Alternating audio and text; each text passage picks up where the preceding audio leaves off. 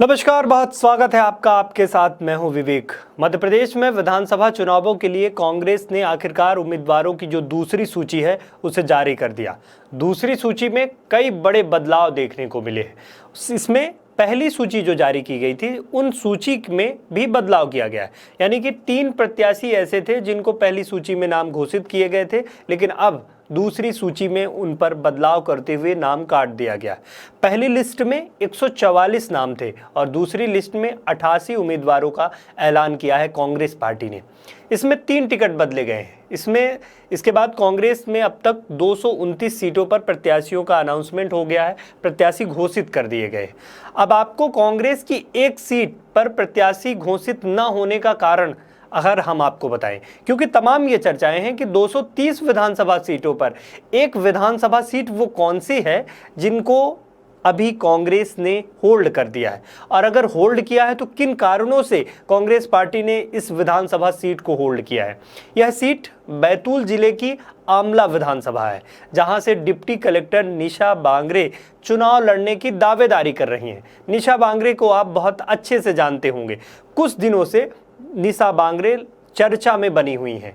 एक सीट पर उम्मीदवारी जिस तरह उन्होंने घोषित की है, अब ये तय माना जा रहा है कि कांग्रेस आमला सीट से निशा बांगरे को चुनाव लड़ाना चाहती है, लेकिन निशा बांगरे उससे पहले सरकार से लड़ती हुई दिख रही हैं। ऐसा इसलिए क्योंकि निशा बांगरे ने सरकार के खिलाफ बगावती तेवर दिखाते हुए पद से इस्तीफा दे दिया था, लेकिन सरकार ने उसका इस्तीफा मंजूर ही नहीं किया। उसका चुनाव लड़ने का जो सपना था, ये माना जा रहा है कि उस पर खलल पड़ती हुई दिख रही है।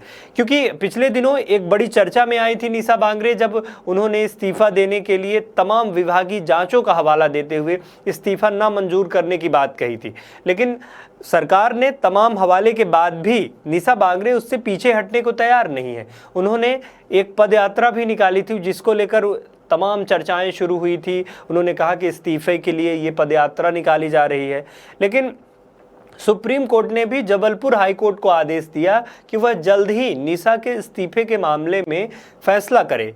अब हाई कोर्ट फैसले का इंतजार है। ये माना जा रहा है कि हाई कोर्ट के फैसले के बाद ही कुछ हो पाएगा। जो निशा का पक्ष है वह कांग्रेस के टिकट पर चुनाव लड़ेंगी कि नहीं, ये तो आने वाले वक्त में पता चलेगा।